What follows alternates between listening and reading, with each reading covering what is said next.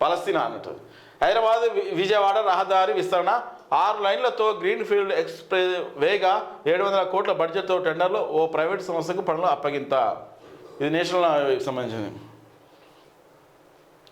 ముగ్గురు హైదరాబాద్లో దుర్మరణం, మరో 20 మంది గాయాలు. ఒడిశాలో రోడ్డు ప్రమాదం, ఆగి ఉన్న ట్రక్కును ఢీకొట్టిన ట్రావెల్ బస్సు. ఏటూరు నాగరంలో ముగ్గురు మృతి, ఆటోను ఢీకొన్న కంటైనర్. ఏటూరు నాగరంలో ప్రమాదానికి గురైన ఆటో పోతాడు.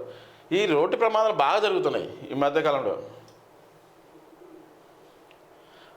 అసెంబ్లీ సెషన్కు కేసీఆర్ దూరం, అవమానం తప్పదనే ఆందోళనతో గైర్హాజరు. సభలో బలం తగ్గడము మరో కారణం, మాజీ ఎమ్మెల్యేల అభిప్రాయం. అసెంబ్లీ బడ్జెట్ సమావేశాలకు బీఆర్ఎస్ అధినేత కేసీఆర్ రాకపోవచ్చన్న అభిప్రాయాలు ఆ పార్టీ మాజీ ఎమ్మెల్యేలు వ్యక్తమవుతున్నాయి.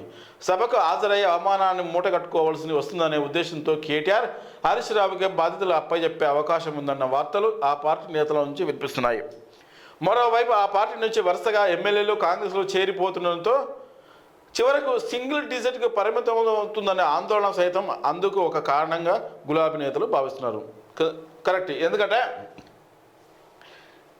ఈ అసెంబ్లీ సెషన్ కూడా కేసీఆర్ వచ్చేది నమ్మకం లేదు. ఎందుకంటే ఎవరు తెలంగాణ తెచ్చిన ఉద్యమ నేత, ఏది ఏమైనా తెలంగాణ తెచ్చిన ఉద్యమ నేత, తెలంగాణ ఆయన వల్లనే వచ్చింది. సరే, అందరూ ప్రోద్బలంతో వచ్చింది, మెయిన్ క్రెడిట్ ఆయనకు వచ్చింది. ఆయన లేకపోతే చాలా టైం పడుతుండే.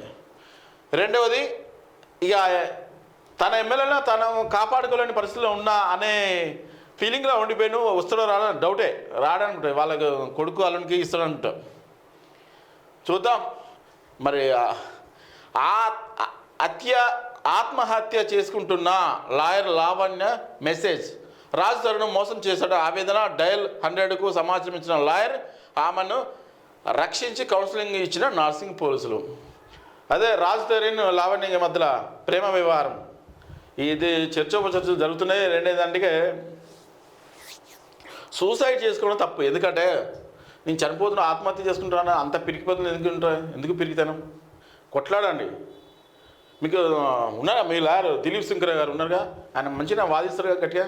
మీకు ఎలాంటి అన్యాయం జరగకుండా ప్రజల మద్దతు పొందాలి, కానీ చనిపోవద్దు, చాలా తప్పది.